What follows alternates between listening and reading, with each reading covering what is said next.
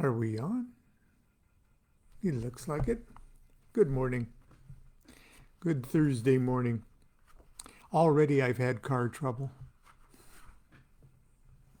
I hope it's okay. It's a terrible time to have car trouble. But anyway, we are on the opening chapter of Book 3 of Accidental Christ. This is called Kingdom Come. It has a beautiful, beautiful Sumi-E landscape drawing. Now this is in the hard cover edition, which, unless you've already got one, is probably too expensive. Remember, it's on Kindle. That's where it's sold today. Accidental Christ. The epigram is from Matthew 27, verse 46. About the 9th hour, Jesus cried out with a loud voice and said, Eli, Eli, lamana sabachthani. My God, for this I was spared. That's the direct Aramaic translation. It starts off with a flashback to the scene of the crucifixion. All was quiet except for the sounds of the all was quiet except for the sounds of the labored breathing of the three condemned. Even the crowd at the top of the hill was mute. Mary, the sister of Lazar, arrived, accompanied by Jesus, Jesus' mother, her sister Ruth, and the wife of Uncle Clopas. It broke the women's hearts to see Jesus so cruelly displayed. Mary tried to comfort herself with the knowledge that if all went as planned, in 4 days she and her son would be safely on board one of Uncle Clopas's ships bound for Smyrna. The coup d'etat at the center of the plan was birth strangled. The great dream of uniting Palestine under the rule of a Davidian prince was lost to this generation. She was almost grateful. She was tired of the whole sad affair. She offered a silent prayer of thanks for the pragmatic avarice of Pontius Pilate. His willingness to arrange a mock execution of the King of the Jews in exchange for the secret deportation of this troublemaker did not come cheaply. The Cana estate now belonged to Pilate, and dear Uncle Clopas had inherited a new and demanding senior partner. Why did they have to beat him so? Look at him. He's lost so much blood. Those on the hill must be convinced the punishment is real, whispered the wife of Clopas. But see, he's only tied to the beam. His flesh will soon heal. Mary's eyes brightened for a moment. Then she sunk to her knees and wept. Seeing this, the crowd began to mumble and stir. Jesus opened his eyes and looked down upon his mother and loved ones. He wished they would go away. It was bad enough that he had ruined the plans and dreams and efforts of generations. But to be mocked and scourged and spat upon, to be made to hang naked, to suffer for the rest of his life the shame and oblivion of foreign exile. My God, for this I was spared.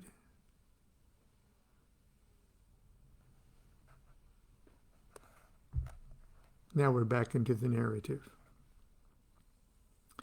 The morning after the wedding, Jesus rose before dawn and walked to the quarters of the beloved disciples.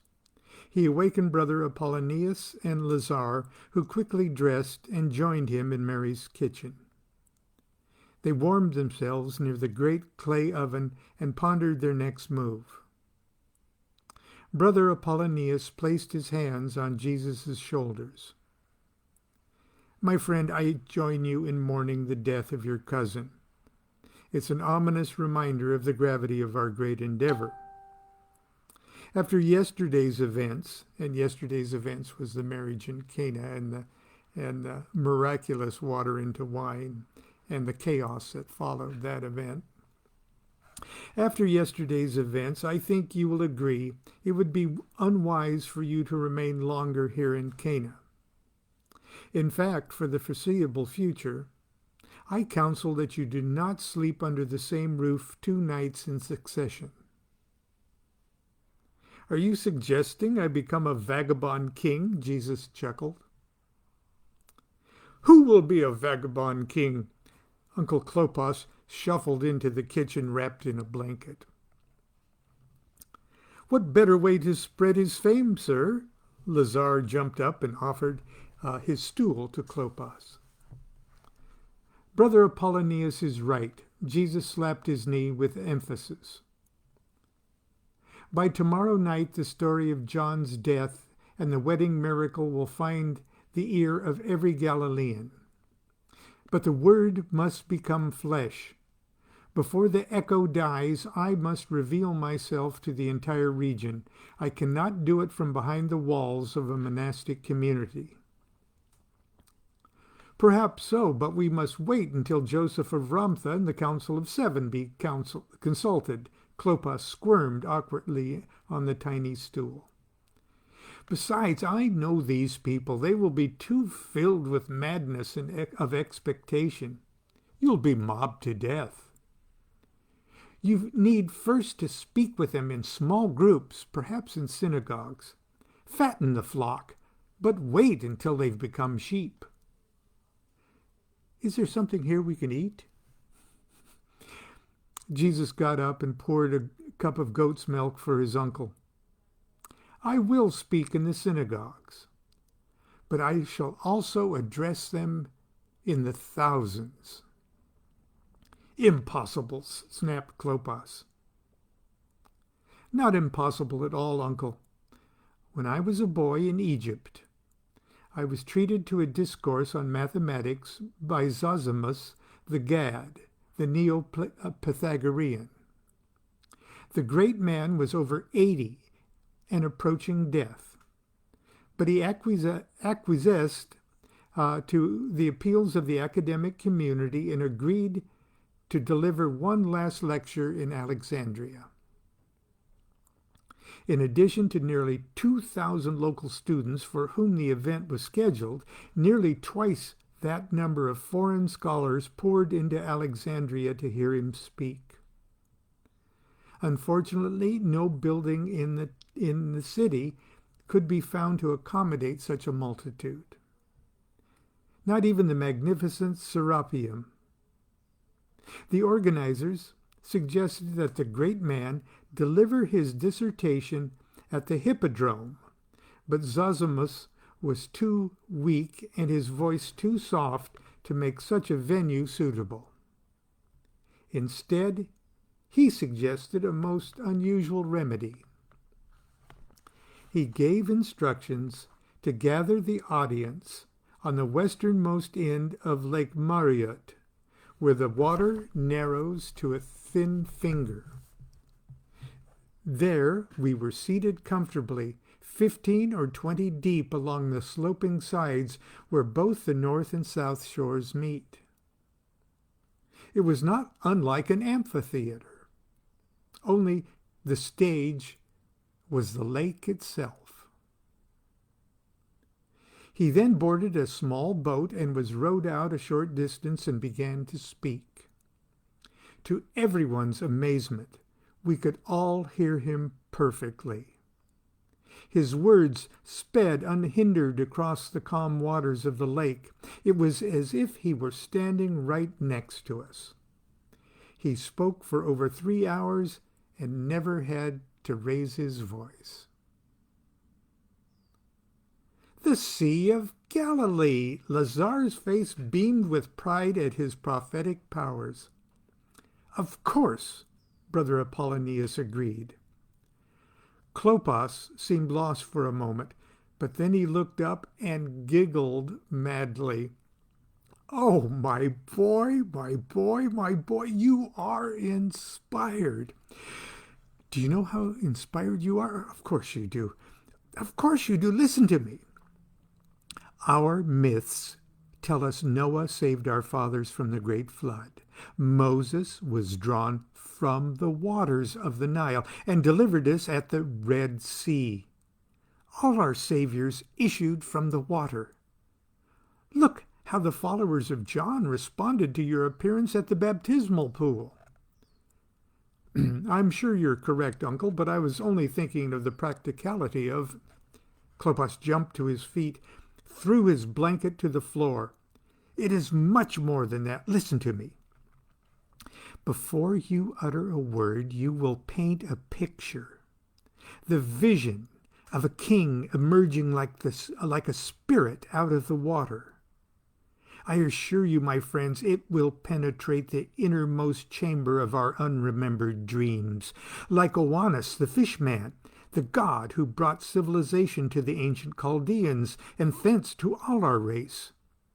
Noah, stepping out of the great fish to enlighten the Ninevites, is just the Hebrew variation of that old tale, you know. Clopas's discourse on esoteric subjects could last for hours. Jesus caught the eye of Brother Apollonius, and they shared a sigh of resigned sufferance. Don't smile at me like that. Yes, I said fishman. A god in the form of a fishman walked right out of the river in Babylon and forced our ancestors to listen to him, gave them the alphabet, gave them laws, taught them the secrets of the seasons and plantings, and put an end to cannibalism and sodomy. Lazar couldn't suppress a giggle. But, sir, with all due respect, you surely do not believe such a wonder actually occurred. Of course it did not occur, Clopas barked, but something happened. Something very profound happened, and whatever that something was gave birth to the myth, and myths are greater than history. Myths last forever. Myths change the world. But a fish savior, teased Lazar. I'm afraid our Galilean neighbors do not share your vast knowledge of regional mythology. I cannot recall a fish god stepping out of the waters of my dreams. Look into the waters of the Dead Sea. Darkness obscures your vision within a few inches, yet in places, its depths cannot be fathomed. When your master appears on the water, bringing hope to these poor wretches, he will be casting his net into the deepest abyss of the Jewish soul. No, no, no, my friend. This is not the image of a mere wonder worker. This is not the image of a political provocateur. This apparition of a God-man, a Savior King, a Messiah, and every drop of Semitic blood will awaken and remember. Clopas fell silent for a moment and caught his breath. He picked up his blanket and returned to his seat near the oven and turned his face toward Jesus. And without you having to make one pronouncement that might be judged seditious, without preaching one sermon deemed heretical by the Pharisees, that image will brand the memories of all who see you upon the water. I think we can all agree it's a good idea, my lord, said Brother Apollonius. So let's now discuss logistics. Taking a handful of flour from a nearby sack, he dusted the kneading board. With his finger, he drew a harp-shaped oval representing the Sea of Galilee. Then, poking his finger here and there around the perimeter, he marked out the cities: Magdala, Capernaum, Chorazin, Bethesda, Gergesa, Gamala, Cinebris, Hamath, Tiberias, Dalmanutha.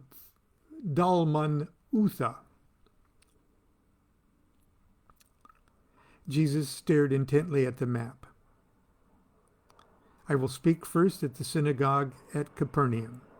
The Hazan is our confederate. If all goes well, I will speak upon the water later the same day. Then, if it's possible, I'll stay a day at Bethesda, then on to Gergesa, and then Gamala. At Cinebris, the beloved disciples can baptize at the Jordan. Then Hamath and Rakath, then finally Magdala.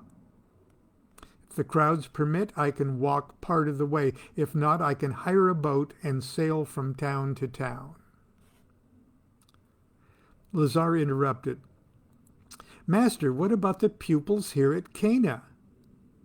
Are we to herd them all like sheep around the sea? Why not?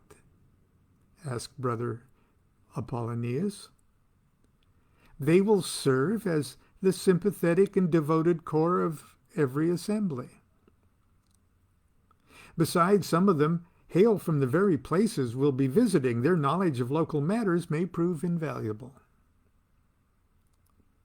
Also, my friends, also. Clopas became so excited he could hardly get the words out. Listen to me. Let each pupil carry inconspicuously, of course, bread, dried fruit, and salted fish, to share with the hungry multitudes who most certainly indeed, will have missed a meal or two to hear our Savior. What a heavenly treat! Fill their souls and fill their stomachs. This is a king who truly delivers, they will say. Uncle, I'm not sure. Listen to me.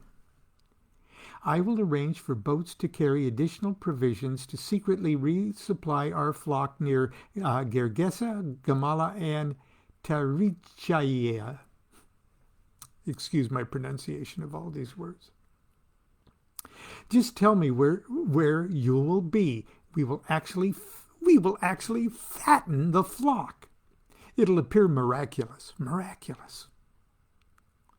Brother Apollonius leaned over and placed his hand upon Clopas's knee to politely calm his enthusiasm. In the moment of silence, he turned to Jesus.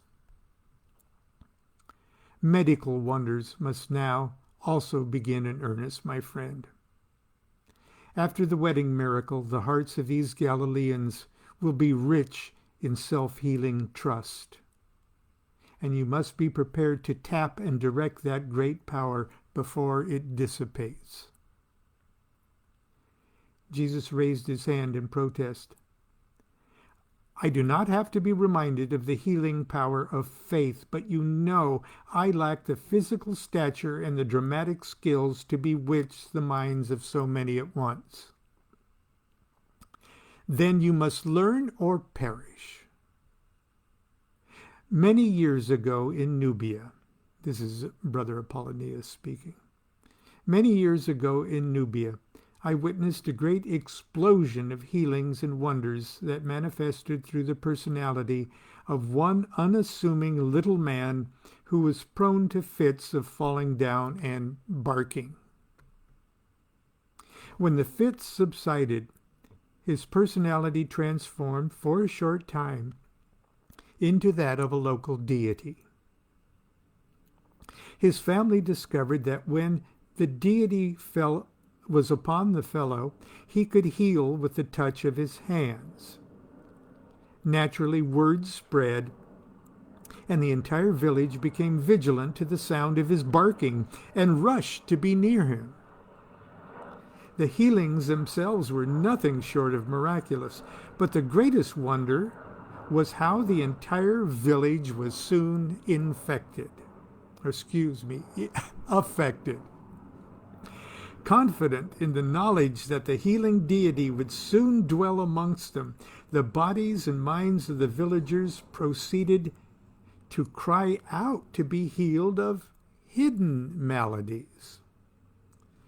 Poisons that infected the blood and organs leached to the surface of the skin as boils and sores. Half the village appeared leprous. Diseases of the mind also surfaced as demon-possessing. Of course, once in the presence of the deity, the boils drained and the demons fled. It was really quite remarkable. Believe me, in the pandemonium of the days to come, you will heal countless patients who were not even ill before they heard you were coming. This sight will bolster the self-healing powers of the seriously afflicted.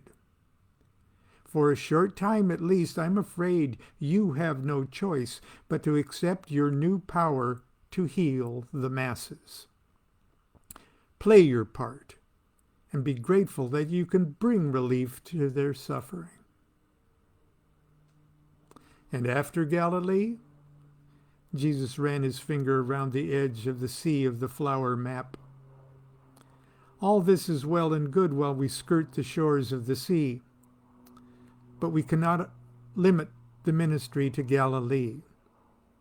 Eventually, we will move south to Judea, where the land swarms with informers, and the Pharisees will dissect our every word.